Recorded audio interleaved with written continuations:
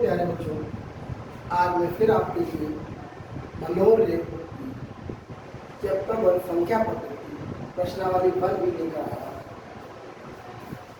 1A प्रश्नावली के सभी क्वेश्चन आपके कंप्लीट हो गए। जिन बच्चों को कोई क्वेश्चन समझ में ना आ रहे तो कमेंट बॉक्स में मैसेज कीजिए। प्रश्नावली 1B की ओर देखते हैं। पहला प्रश्न दिया गया है, निम्नलिखित पूर्णांकों के योगात्मक प्रतिलोम ज्ञात करना। क्या दिया गया है? निम्नलिखित पूर्णांकों के योगात्मक प्रतिलोम ज्ञात करने हैं।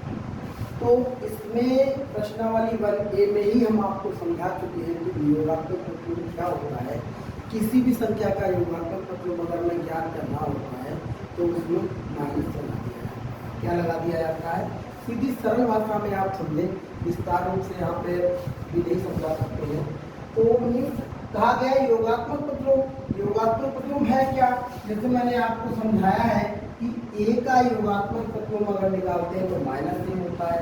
ए का योगात्मक प्रतिलोम माइनस ए होता है और माइनस ए का योगात्मक प्रतिलोम प्लस ए होता है। तो इसी प्रकार यहाँ पर -7, 8, 1 माइनस ए प्लस बी का योगात्मक प्रतिलोम हमें निकालना है। तो यहाँ पर हम हल डाल लेंगे। हल नंबर 1, प्रश्न नंबर 1 का हल होगा। यहाँ पर प्रश्न नंबर हल में 1 में दिया गया -7 का योगात्मक प्रतिलोम। लिखेंगे -7 का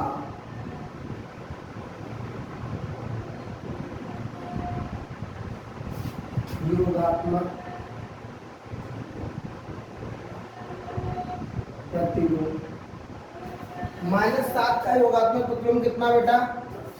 कितना? +7। और 0 का योगात्मक प्रतिलोम कितना बेटा?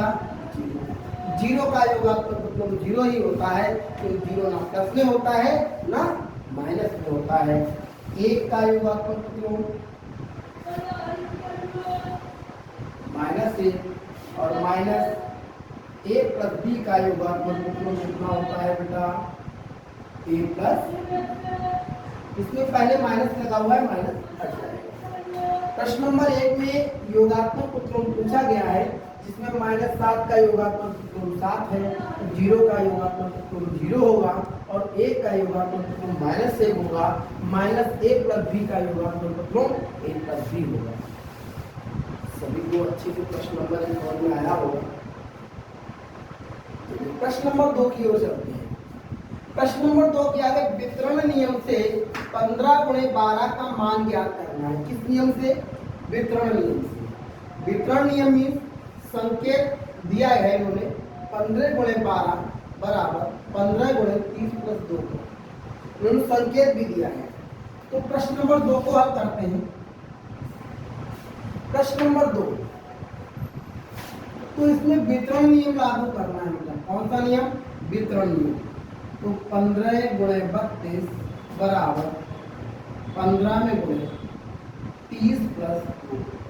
32 को हमने 30 + 2 लिख दिया, जो 32 लिखा हुआ है 32, इसको मैंने 30 + 2 लिख दिया 30 + 2।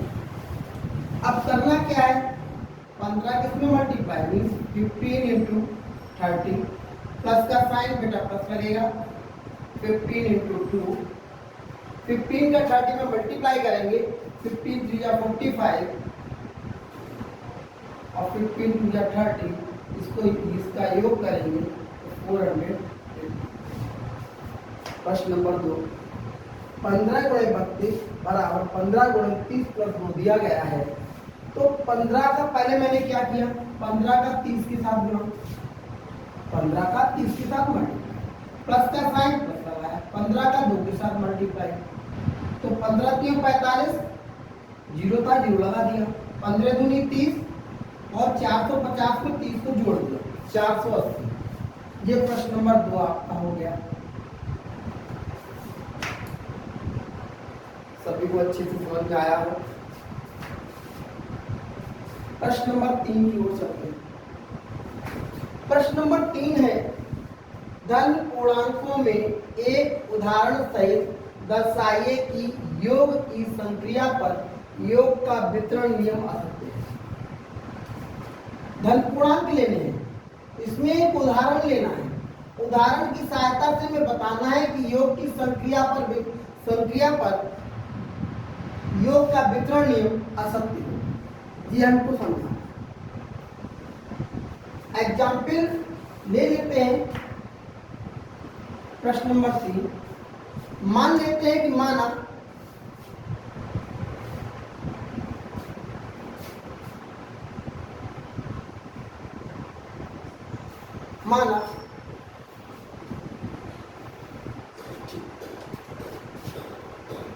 तीन प्लस 4 प्लस 5 मैंने कोई तीन संख्या ली और दर्शाना है योग की संक्रिया पर। मैं योग की संक्रिया पर योग कर रहा हूं बेटा, देखना ध्यान से। 3 प्लस 4 प्लस 5 मैंने ली है। 3 को देखो बेटा, 3 प्लस 4 और 5 कितना हुआ 9। 4 5 9 हो गया। 9 3 बेटा कितना 12। 9 3 कितना 12।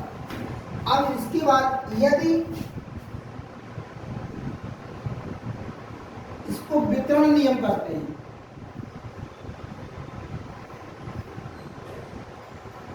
नियम करते हैं तब अब इसी को हम वितरण नियम करेंगे। 3 प्लस 4 प्लस 5 वितरण में क्या 1 3 प्लस 4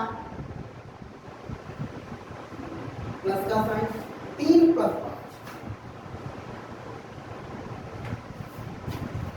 3 प्लस 4 3 प्लस 5 इसको जोड़ेंगे।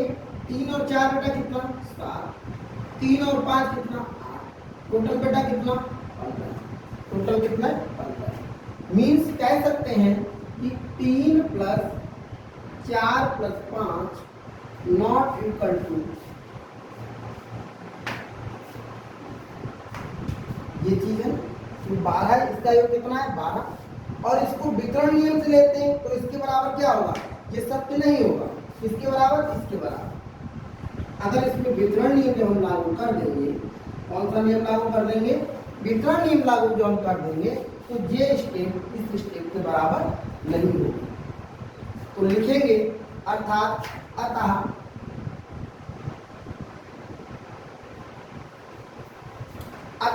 क्या लिखेंगे इसमें, धन पूर्णांकों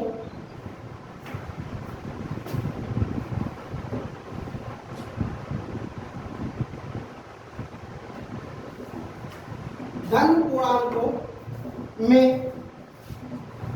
पूर्णांकों में योग की संक्रिया पर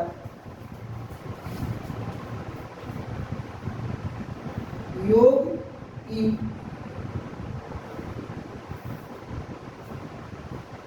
संक्रिया पर योग का वितरण नियम असत्य है। योग का वितरण नियम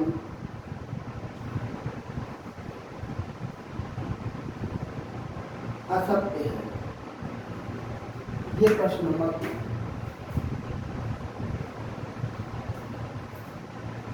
प्रश्न नंबर 1 2 3 का स्क्रीनशॉट ले लीजिएगा।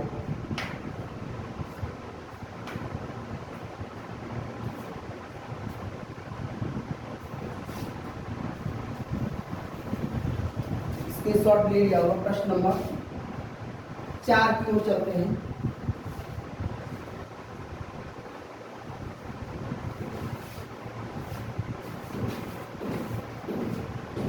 प्रश्न नंबर 4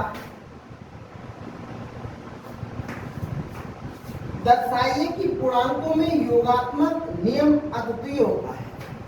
दर्शाइए कि पूर्णांकों में योगात्मक नियम अद्वितीय होता है। यह हमें दर्शाना है।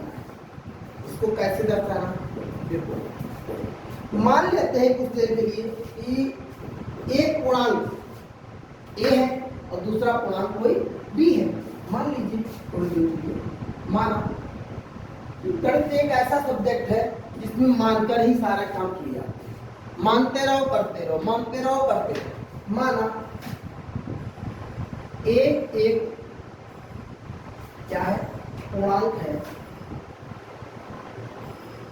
धन पूर्णांक है, पूर्णांक व बी दूसरा धन पूर्णांक, दूसरा धन पूर्णांक कितना दिया गया? एक धन पूर्णांक है, बी दूसरा एक धन पूर्णांक है। योगात्मक नियम बताना है। योगात्मक नियम जो है अद्वितीय होता है, ऐसा हमें बताना है। तब क्या करेंगे? दोनों को जोड़ के देखो तो अगर एक धन पूर्णांक है दूसरा भी धन पूर्णांक है, दोनों को जोड़ेंगे तो क्या आएगा? तो क्या आएगा? एक पूर्णांक आएगा। क्या आएगा? एक पूर्णांक आएगा। एक पूर्णांक कोई भी, या दूसरा पूर्णांक लें फिर पहला पूर्णांक लें, इन दोनों को जोड़ें तो एक क्या आएगा? पूर्णांक ही आएगा। क्या है? एक पूर्णांक आएगा। उदाहरण के लिए थोड़ी देर के लिए मान लेते हैं, एग्जाम्पल ले लो। यहाँ पर एक उदाहरण, कोई संख्या ले लेते हैं, मान लेते हैं कोई संख्या, मान ला, फिर मान लेते हैं, माना 2 एक धन पूर्णांक है और एक दूसरी जो है वो 3 एक धन पूर्णांक है। ऐसा नहीं, माना 2 तथा 3 धन पूर्णांक संख्या है, धन पूर्णांक। सेम इसी तरीके से क्या करना है? 2 और 3 को जोड़ के देखो बेटा, 2 और 3 को जोड़ा बेटा कितना? 5। क्या आएंगे? क्या है बेटा? एक पूर्णांक है। अच्छा, 3 प्लस 2 को जोड़ो, कितना है बेटा? क्या है ये? पूर्णांक। क्या है? मीन्स कहने का है कि एक धन पूर्णांक लिया, एक दूसरा धन पूर्णांक लिया, अगर इन दोनों को जोड़ेंगे, a प्लस b को जोड़ा गया तो भी एक धन पूर्णांक आता है, और b प्लस a को जोड़ा गया तो भी एक धन पूर्णांक आता है। जैसे फॉर एग्जाम्पल मैंने लिया है, a की जगह पे 2 और b की जगह पे 3 ले लिया, 2 और 3 को जोड़ा तो 5 आया, 3 और 2 को जोड़ा तो भी 5 आया। तो हम क्या कह सकते हैं? अतः पूर्णांकों में, अतः क्या कह सकते हैं? अतः पूर्णांकों में योगात्मक नियम अद्वितीय होता है। अतः पूर्णांकों में योगात्मक नियम अद्वितीय होता है। प्रश्न नंबर 4, प्रश्न नंबर 4 आपको अच्छे से समझ में आया होगा। ये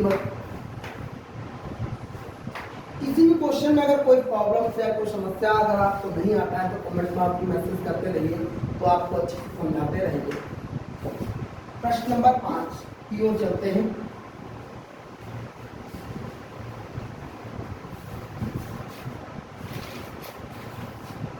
प्रश्न नंबर 5, निम्न संख्याओं में धन पूर्णांक छांटिए।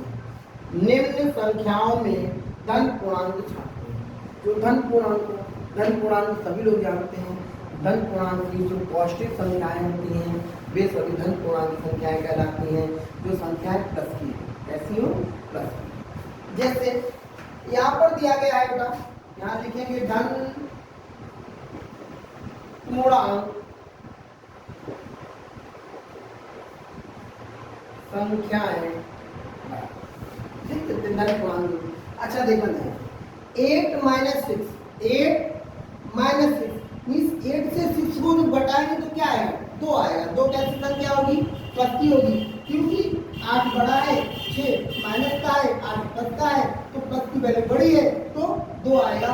तो पहला लिखेंगे 8 - 6, क्या आएगा बेटा?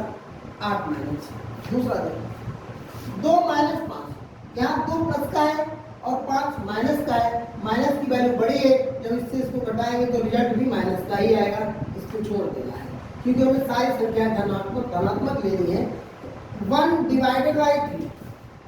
अच्छा, 1 का 3 में भाग देंगे, कुछ भी कर ले, दशमलव में आए, किसी में भी आए, जिस तरीके से आए वो संख्या धनात्मक ही होगी।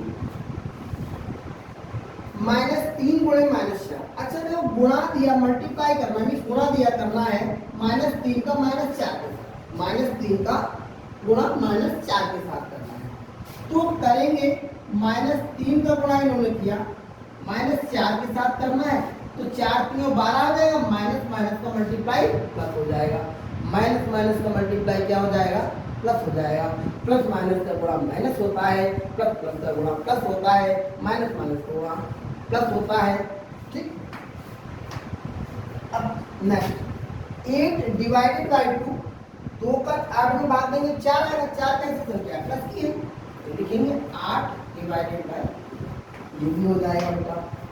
अब देखना -5 का गुणा किया 3 से, 5 पे 15 हो जाएगा, लेकिन एक वैल्यू माइनस की है तो कैसी हो जाएगी, ऋणात्मक हो जाएगी, तो इसको हमें नहीं लेना है, इसको नहीं लेकर, क्योंकि ये ऋणात्मक वैल्यू हो जाएगी, एक तो माइनस लगा हुआ है, और प्लस माइनस का गुणा क्या होता है, माइनस होता है, और 3 गुणे 5 लास्ट कर दिया, दोनों धनात्मक हैं, तो इसको ले लिया जाएगा। तो प्रश्न नंबर 5 में पूछा गया था धन पूर्णांक संख्याएं हमें छांटनी थी, तो 8 - 6 1 divided by 3 -3 multiply by 4 8 divided by 2 3 multiply by 4। प्रश्नावली आज 1 की समाप्त हुई, इसका स्क्रीनशॉट ले लीजिएगा।